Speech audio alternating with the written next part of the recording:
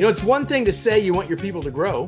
It's hard to argue with that idea, but is that just a nice to have, or is it a business imperative?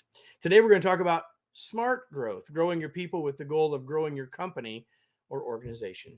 Welcome to another live episode of the Remarkable Leadership Podcast. If you are here live, we hope you will say hello, tell us where you're from. And while you're here, we want you to imagine that you're joining us for a cup of coffee. Share your questions, your comments, and your ideas.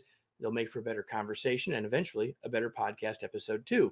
Now, if you're listening later, you can still imagine you're having that cup of coffee with us. You just can't ask any questions.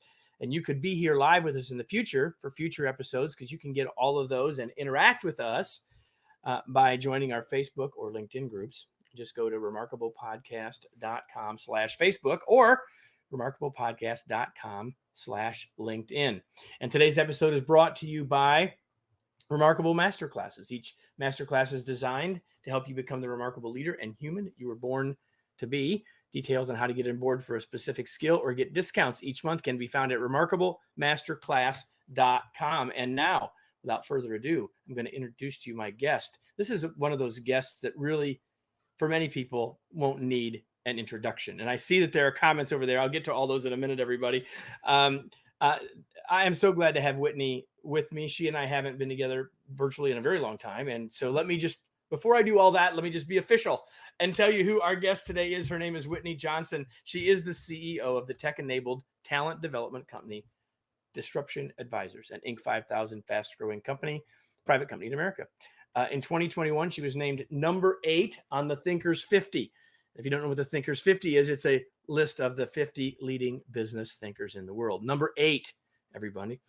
She is an award-winning author, a regular keynote speaker, and a frequent lecturer for the Harvard Business School's corporate learning group. She is a frequent contributor to the Harvard Business Review and the MIT Sloan Management Review.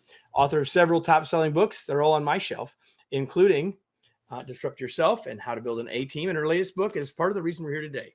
Smart Growth, how to grow your people to grow your company, as I promised you. She's also the host of the popular Disrupt Yourself podcast. She's had all sorts of really, really cool people there. And I'm so glad that she is our guest today. Whitney, so glad to have you. Thanks for being here. Kevin, thank you for having me. We got people saying hello from New Jersey. I'll just show some of these. We've got New Jersey, and we've got Michael in New York City, and we've got lots of thumbs up. We got the Bay Area where I used to live. Let's see what we got. Bangladesh. I'm not going to get them all. There's a whole bunch of them here, but we're so glad that all of you are here wherever you're coming from. So Whitney, you and I both do podcasts, and I'm guessing you have some questions you like to sort of regularly ask. And I have one that I like to regularly ask, and I'm going to start there because I actually know a bit about your backstory, and you've written about it often, but people here might not know. So one of my questions I like to ask is this. So tell us about your journey. You didn't go to college thinking you'd be doing what you do today. Like, how do you, very briefly, because I think it also informs the topic of the day. Tell us just a little bit about your path. Yeah, in 30 seconds or less, right? Yeah, well, I'll give you 45. Oh, thank you. All right. So my journey is that, as you hinted, I studied music in college and had the plan. I don't know what I was going to do, but when I graduated, I went to New York. We needed to put food on the table because my husband was getting his PhD at Columbia, and New York is an expensive city. I started working as a secretary and eventually had a boss who believed in me, which allowed me to move from being a secretary to an investment banker. I then became an By the way, that's enough of a story in of itself. You've Right. got like 3 life stories here, Whitney. That's enough. I don't know what instrument you played or instruments you played, but somehow you go from being a secretary to an investment banker. Anyway, go ahead. Yeah. And so a boss who believed in me, which allowed me to become a banker. I then was disrupted because my boss, not that boss, but another boss, got fired, and they didn't know what to do with me. So they moved me from banking to equity research because I happened to be pregnant at the time and also had good performance reviews. I did equity research for about 9 years. Then discovered The Innovator's Dilemma, written by Clayton Christensen, disrupted myself, left Wall Street, became an entrepreneur, eventually worked with Clayton, co-founding the Disruptive Innovation Fund.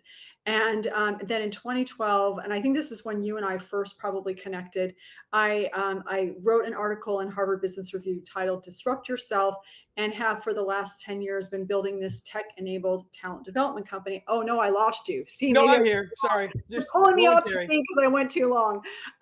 And so I'm now working, and we help people think about what growth looks like for the individual, because if you can grow your people, you can grow your company.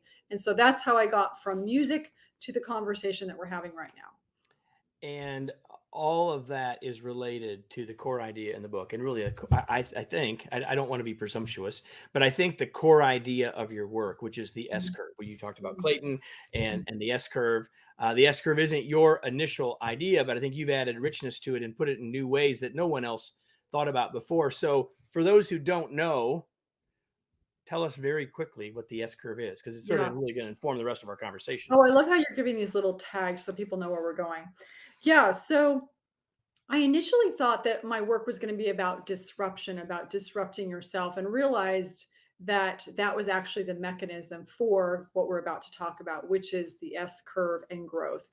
And so, as I was investing with Clayton and with his son Matt, we were using this S curve that was popularized by Everett Rogers back in the 60s, to help people figure out how groups change over time. And basically, he said it's in the shape of an S, that initially growth and adoption of a new idea or product is quite slow. And then you reach a tipping point, which we all know Malcolm Gladwell wrote about, and you enter hypergrowth, and then at saturation, growth tapers off.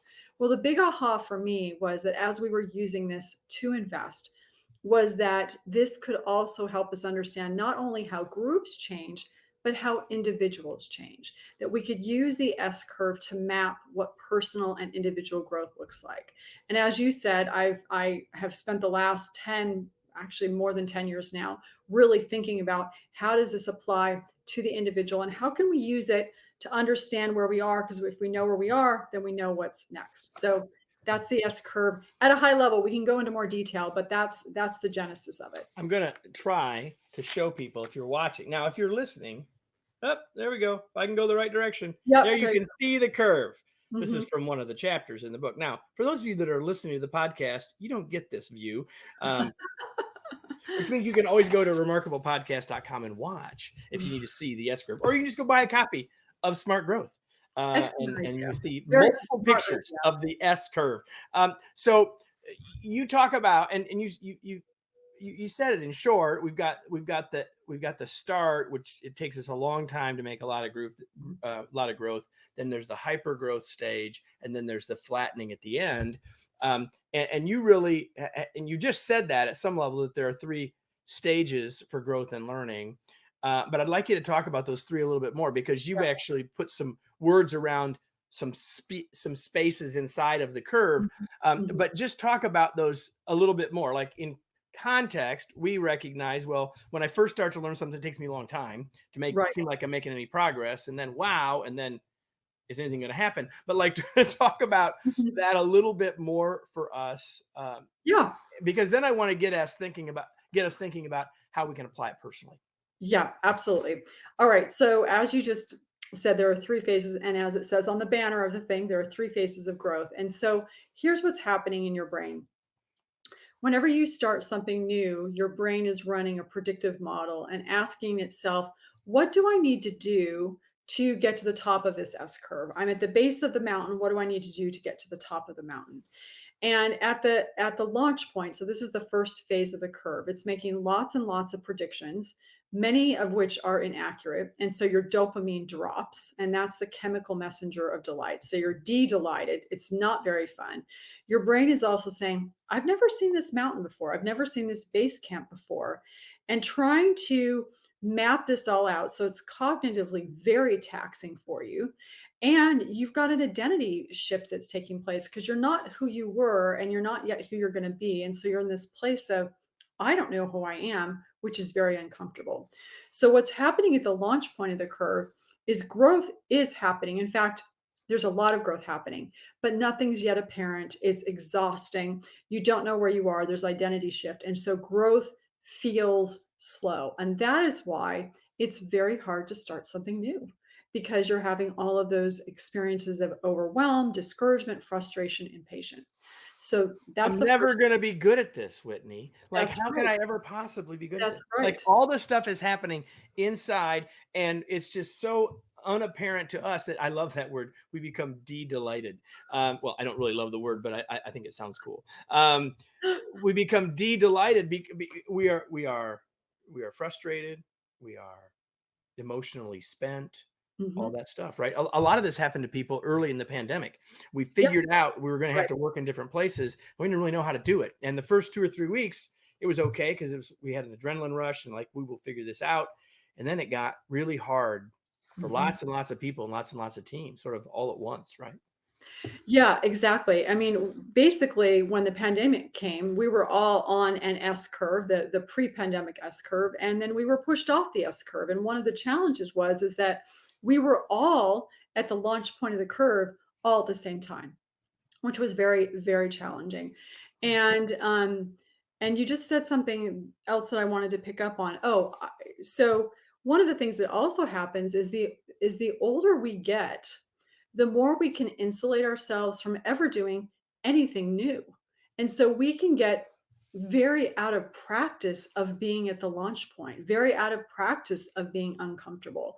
And so that's another thing to be aware of. And one of the benefits and boons of the pandemic was it got us flexing that muscle again of, okay, I'm doing something new. And us realizing that in fact we could be very capable and competent in doing new things, which is why right now people are calling it the great resignation. I think it's more the great aspiration of us realizing I want more out of my life and I think I can have something better. And I know how to navigate a launch point because I just did. So those are the experiences. Yeah, I like to call it we're in the same general vicinity. I like to call it the great reflection, right? Mhm. Because this is a chance to step back. But this is also why we figured out, oh, we have time, but we might be able to do something new. So we all started baking bread and Right. doing jigsaw puzzles and a whole bunch of other stuff that some of Mhm. us had never done or hadn't done in forever. And the other thing that I love about thinking about the Launchpad is the idea of kids,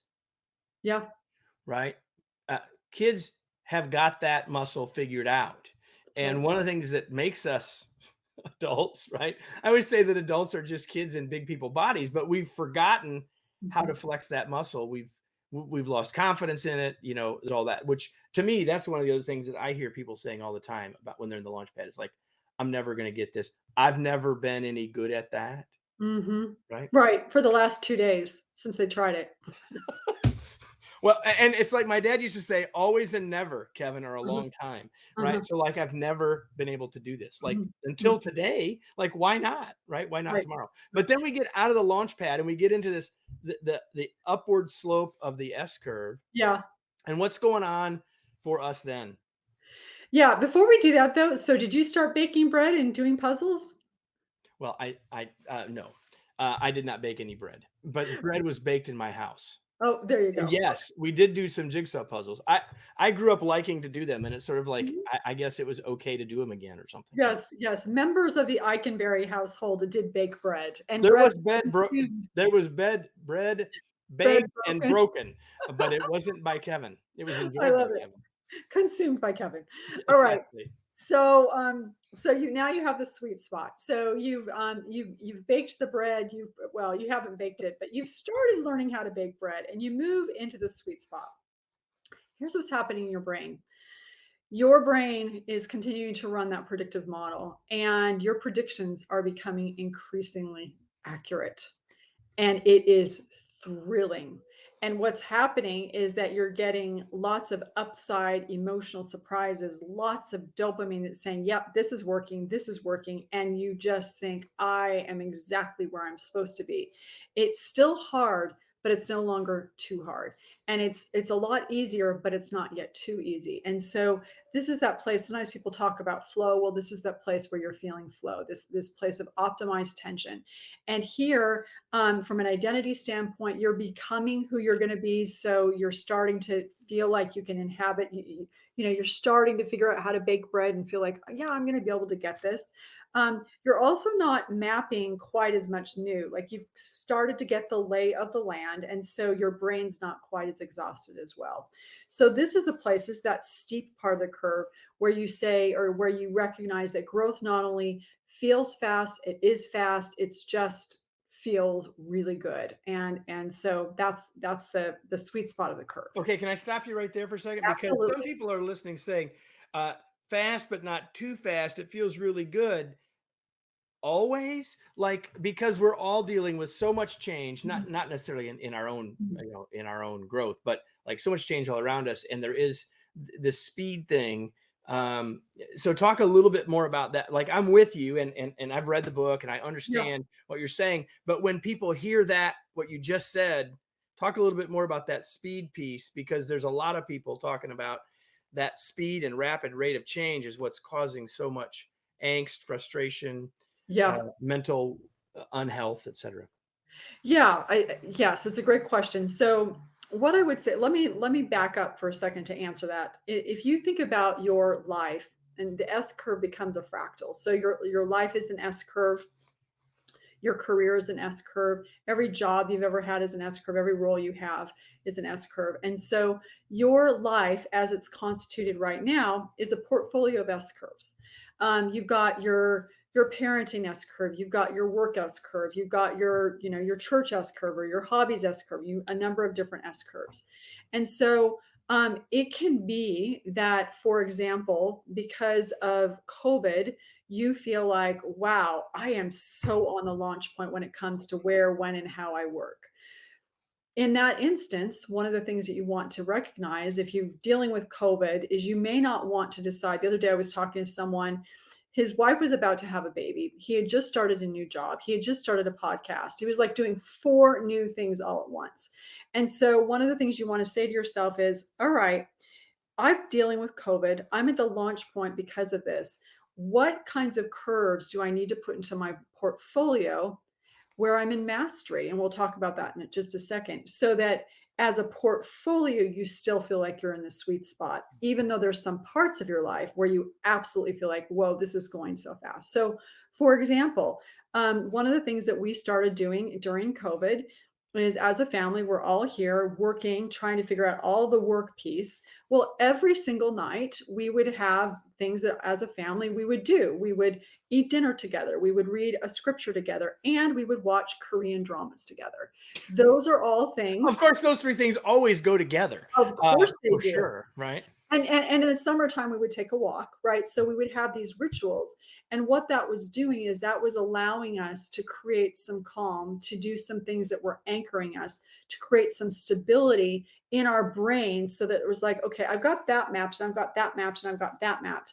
Now I feel like I can go ahead and do all of these uncomfortable things around work, etc. So that was, what are your thoughts when I say Yeah, that? well, you just made a really, I just made an interesting connection in my head, and I'm going to Oh, share it with you all. please. And it might not make any sense to anyone except me, but here it is. So for a long time, I have shared with and taught and encouraged people to think about working not just on your weaknesses, but also on your strengths. A whole idea of having learning goals and all of that, and the idea that we are we are excellent at something because of the strength of our strengths, not because of the absence of weakness, right? And so, but the insight that I just got is, and so I always say to people, work on weaknesses and strengths concurrently. This is what we're after. Mm.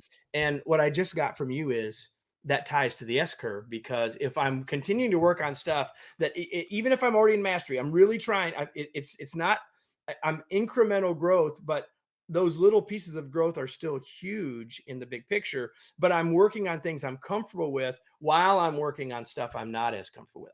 That's right. No, I don't know if that makes sense to anybody but Kevin, but it makes sense to me. It made sense to me because what you're saying is that you're using them as to balance each other out. And so you're basically, so the metaphor that I would use, Kevin, um is as if you were 2 people. You're saying to yourself, okay, I'm at the top of a mountain right now. I've got these strengths where I'm at the top of the mountain. And so I'm going to go do these S curve loops. And those S curve loops are effectively the things that I'm not so good at, but are important to do. And I'm doing the work to bring them along, but I'm doing it from a position of strength because I'm already capable of getting to the top of the mountain. So I can come Right. back down and bring other people along. So that's the metaphor that comes to mind as you describe what your work. Yeah, and the other thing that I wrote down that I love is the fact that the S curve is fractal, which means it's not just across the various parts of our life, as you said, but also within it, right? So, like, we can take you, who is truly at mastery level with the S curve, and yet that there's more yet for you to learn there, even so, which is why there's another book, for example, right? So, Mhm. I love that because it gives us a way to stay on the path of growth sort of in any area. That's I right. love that part. Right. So And one other addition I would say is every day is an S curve. And so if you think about it, you say to yourself, well, then I want to have most of my day where I'm doing things that I feel like I'm in the sweet spot, some of my day where I'm in mastery, and some of my day where I'm doing new things. And if I'm not doing anything new, then that's when I know that's when time's going to go by really fast if you're not doing anything new. So, okay. See, we're going down the fractal. Should we go that's to okay. mastery? That's okay. So all right. So I want to talk about we've talked about this could be in various parts of our lives, but if Yeah. people want to take a whatever S curve in their life they want to think about, the question I would ask you is, any more you want to say to people about assessing where they are on the curve? Because one of the things that crosses my mind is that uh, all of the research says, and I think all of us would recognize that we're not very good at self-awareness. Mhm. And so what's your take on, or anything else you want to say about how we assess where we are on the curve? And what's the role of feedback from others related to that? Yeah. Do you want me to do mastery really fast before I go into Oh that? yeah, sorry. Yeah. Yeah, we Okay, can do we'll that do first. mastery Sorry. really fast, and then we'll go to the assessment piece because we don't want to leave them on the cliffhanger. Okay, so mastery is the place where the model you figured it out, the model's complete, and because it's complete there's actually not very much dopamine. So this is the place where you've mapped everything out, the identity's complete, so now it's the status quo. So from that standpoint it feels pretty good. So at the launch point you had growth felt slow, in the sweet spot it is fast and feels fast, and in mastery growth is in fact slow. And so once you understand that entire growth cycle, then you can start to navigate and figure out what's next, which goes to your question about assessing where you are. Um, so, what I would say, a couple of things. Number one, when we talk to people about the S curve and explain it, most people are pretty good about thinking about where they are. Um, they will, though, sometimes when they take our assessment, our tool, they will show up, and I'll give you an example, is people will show up in mastery, for example. And a couple of interesting things that happen here is you'll say, well, do you feel like you have figured out everything that you need to do to be successful in this role? And they'll say, well, I'm a domain expert.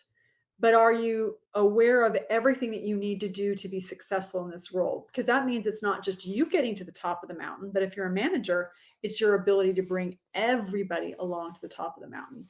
So sometimes people will present in mastery when from a role standpoint, their manager would say, I don't know that I think that you are in mastery, but it allows you to have a conversation.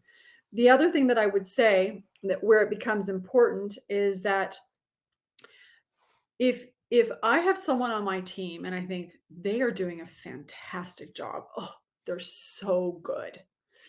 They're in the sweet spot. And then they take this assessment and they are presenting in mastery and they say they're in mastery. That's telling me that they're bored and they're starting to not get motivated. And what's going to predict their behavior? Where I think they are or where they think they are? Where they think, for sure. And so the use of this tool is for you to be able to, the S curve generally, to have the conversation about where do you think you are? Where do I think that you are? Because it's very visual and simple. But it also helps you catch early on, am I at risk of losing this person, either because they're going to leave or because they're going to start to underperform because they're bored. And so I need to ask them to leave because they're no longer the performer that they once were. There you go. And then of course, if people are at the launching stage, launch pad, we've got to be really extra aware as the leader and the Mhm. coach to make sure we're encouraging and we're showing them that Mhm. we're seeing growth even if they're not seeing it and all of that. So That's right. there's a lot. Basically, everything I've put up on the bottom of the screen, Whitney, you and I could talk about for an hour, but we That's don't have right. time That's right. to We do could. any of that for an hour. But there's another big piece that I sort of what I promised at the open of this that we really haven't gotten at completely. And so, and it's I think one of the best parts of the book is this idea of how do we foster this idea in and create culture around it. And we don't have time to unpack all of the great stuff Mhm. in here, but are there a couple things that you would say to people as but while they're waiting for their book to arrive? And Yeah. we're talking with Whitney Johnson, the author of the brand new book, Smart Growth: How to Grow Your People to Grow Your Company. We'll give you a link to it where you can find it in Yeah. a second. Um, a couple of thoughts for people about this. Yeah. So the basic premise of this book, well, there's a number of premises. Number one is that the fundamental unit of growth in any organization is the individual. So if you grow yourself, then you're going to be able to grow your people, and then your company is going to be able to grow. So that's number one. Number two, there was a study that recently came out from Aegon Zender that found that when they surveyed 1,000 CEOs and they asked those CEOs, do you believe that you need to transform yourself in order to transform your organization? And 80% of them strongly agreed, 100% agreed, 80% strongly agreed. But here's the number I want you to focus on. 2 years ago, prior to the pandemic, that number was only 26%. 26%. And so that's the bad news. The good news is that people now understand that if they will grow themselves, if they will disrupt themselves, if they will find ways to move up their S curve of learning, they are giving permission to the people on their team to move up their S curves of learning. And as everyone in your organization, yes. And sorry if I can interrupt just for one Oh, second. please. Not only are we giving them permission, but we're making it safe for them to. That's right. That's right. That's right. And then if you're all growing, then you're going to be able to grow your org as well. So your question on fostering and building culture around it. Let me tell you a story or give you an example that I think will illustrate that. So there's a company called Chatbooks. They turn Instagram photos into photo books. And they've been around 7, 8 years. People really like to work there. And as a consequence, people weren't leaving. And it's not a super big company, under $100 million in revenue. And so we administered our assessment, and 3 of the 4 senior executives were presenting in mastery. Okay. So they're like, all right, so now we've got a challenge because these people are really good. We also know that if they start to get bored, then the culture can be toxic because if people aren't growing, then they start to distract themselves by sabotaging the culture. So what happened then is by having this S curve as a language, here are 3 conversations that took place. The first conversation that took place with the chief marketing officer was, oh, now I understand what's going on. It's not that I don't like chat books. It's not like that I don't like you, my CEO. I'm just not growing anymore. I need a new S curve. And as they had this conversation, they realized there wasn't an S curve for her at this company because it's not a big one. So she was able to leave and go be a CMO somewhere else. It was an amicable discussion because it wasn't personal. It was just growth is an imperative. How are we going to grow? So she leaves, moves on, creates an opportunity for someone else. You have this culture and this perception that growth is possible. Example number 2, president of the organization. He had been promoted to that role, but he was presenting in mastery and he'd only been in that role for less than a year. So what was going on? Well, as he started to look at it, he realized, well, the CEO promoted me here, but the CEO is still kind of on my curve. And so they had a conversation around scope and roles and responsibilities. Hey, CEO, I know my curve is really comfortable for you, but I need you to go jump to your own curve so that I have headroom on my curve. And they did that. And then that allowed him to feel like, okay, I'm not in mastery. In fact, I'm in the sweet spot. I've got a lot of upside, a lot of growth upside here. And then the third conversation, again, this all goes back to culture, this sense of people feeling like I have an opportunity to grow, which is a huge predictor of longevity in any organization. Yep. Third person, CTO, he stayed there, promoted someone into another role that took a lot of the stuff that he was comfortable doing, and he started doing some new things. That's uncomfortable. Oh, I'm not sure if I want to do that or not. This gave him the ability to talk out loud of, hey, everybody, launch point. I'm going to be uncomfortable. I'm going to be awkward, but that's what we do when we do something new. And by talking through it, he could take the shame out of it and the discomfort and allowed other people to grow. So this is how you can use it. It becomes a tool of retention. It becomes a tool that people can use to talk about their growth so that they can coexist and collaborate. And so that's how you can build around it. I want to just add one more thing, and then we're going to move on. And that's the idea that as you're listening to Whitney talk about that, everybody notice that's so. First of all, I'm guessing you would agree with me, Whitney. Tell me if you don't. That we're at our best as a coach when we're on an S curve, when we're in the sweet spot, when we're moving and we're conscious of where we are and we're growing. And so when we're doing that and when we're vulnerable and when we're sharing and when we're using that language, what we're also doing is making it safer for people who are on the launch pad or in the early parts of the sweet spot to really experiment, try, make mistakes because they see us doing it too. That absolutely. And in fact, what I will say, Kevin, is that I remember when I first, decided to become a coach, I had someone who I trusted very much say to me, my mother, she said to me, if you're going to do this, you need to, you're going to coach around these ideas. If you're going to coach around growth and development, you must walk your talk. You have to. And so for us, sort of physician heal thyself, if we are not growing and developing ourselves as coaches, our lives start to become very inauthentic and people will over time, it doesn't actually matter if other people figure it out over time. It matters to us because we'll know that we're living a double life. Well, exactly. And oh, by the way, they will figure it Yes. out. Maybe not completely, Uh-huh. but they'll figure out parts of it and it Yeah. won't work and we will be less effective. Yeah. So, before I sort of take us in around the final corner into some final questions, is there anything else we didn't talk about, Whitney, that you wished we would have? Yes, there is. So I'd like to talk about the ecosystem because we're talking a lot about personal growth and this idea of where are you on the mountain of your growth and making sure that you've got all the tools in your backpack.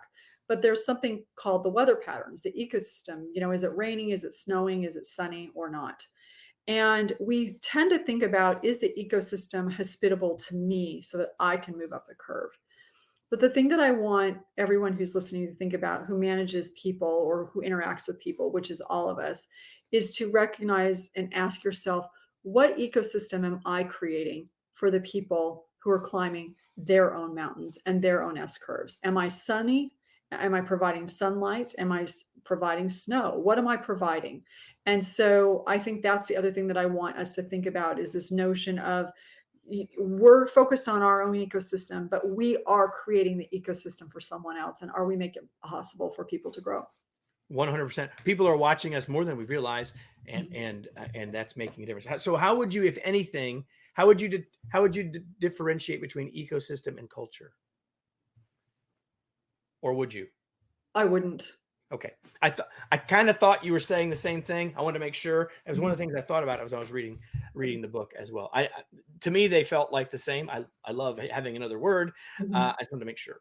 Yeah. So awesome. Hey, I've got a couple of other questions that I like to ask everybody. And one of those is, and so we're done talking. Well, we're not quite done talking about the book, but almost. Like, Whitney, what do you do for fun besides watch apparently Korean dramas? Yes. Yes, I play piano and I watch videos about tennis because I'm going to get better at tennis, and I read books. Well, let me be clear that the watching of the videos about playing tennis is good, but it's better when we pick up the racket. Just to be clear, uh, you're I'm not priming really my going to get brain. better till you pick up the racket and hit the ball. Just saying. I'm priming my brain for springtime. Okay, all right. Well, that part's fair. I know that part is completely fair, and those days will be here soon. Yes, they will. That's for sure. So you mentioned it several times, and I know that this is true that you're a reader. Uh-huh. You just mentioned it as well. What's something you're reading right now that maybe people might want to know about? Well, of course, I can't just tell you one book. So I'm reading this book by Brene Brown. Ah, It's yes. really good. I'm So reading. for those of you who aren't watching, I Oh, have to sorry. tell you, Atlas of the Heart, right? Yeah, of the Heart. Yeah, Atlas of the Heart. it's so good. I'm reading this book, High Conflict by Amanda Ripley. And on the fiction front, um, I just finished reading um, The Court of Thrones and Roses by Sarah Moss. It's a retelling of Beauty and the Beast. It's just delightful. All right. So, real quick, Yeah. any thoughts about reading fiction and nonfiction? Do you always have a mix? Like, what's your take on Oh that? yeah. I read like 5 or 6 books at once. So I always have so I'm continually reading nonfiction books because that's for work related and development and growth. And then I read fiction for fun and escape. All right. So Whitney, where can people learn more about you, your work, and the book? Where can people go? Yeah. Probably the easiest is just to go to whitneyjohnson.com and I answer like I like how you just put that up. And then you can email me at wj@whitneyjohnson.com. And then I have a podcast, Disrupt Yourself, and then you can buy the book on Amazon or local booksellers, wherever books are sold. Or go to find out all of them right there, whitneyjohnson.com/books, I think. There That's you go. correct. Yes, that is correct. Hey, before I let Whitney go, before I let all of you go, I've got a question for all of you. And that's the question I ask you every week. Now what? What are you going to do with this? What's the point of there is no point of this, by the way. I mean, let's just be honest. I mean, Whitney's more entertaining than I am, but the point is entertaining is one thing. But we're here for more than entertainment. We're here for our own development. We're here for our edification, more than just our entertainment. And if we want to get edification, we have to create application, which means asking the question, now what? What am I going to do with this? What am I going to take from this? What am I going to do? Maybe I need, besides buying a copy of Smart Growth, what actions are you going to take from what you heard today? Maybe it was something about thinking about the various parts of your life and the S curves there. Maybe it's about doing some assessment of where you are in a particular part in your life. Maybe it's about thinking about where do I want to launch on something new, whatever that might be. I don't know what your action is. What I know is that if you don't determine that for yourself, the value of this is greatly reduced. Whitney, I want to thank you for joining me. It was such a pleasure. I've been looking forward to this and so glad that we could do it today. Thank you for having me, Kevin. All right, everybody, that's another episode of the Remarkable Leadership Podcast. You know what that means? We're done for today. But if you've missed any in the past, of which there are hundreds, you can go back into the archive, remarkablepodcast.com. You can tell a friend to join you next week, because there will be a next week. And we'll be back next week for another episode of the Remarkable Leadership Podcast. Thanks, everybody.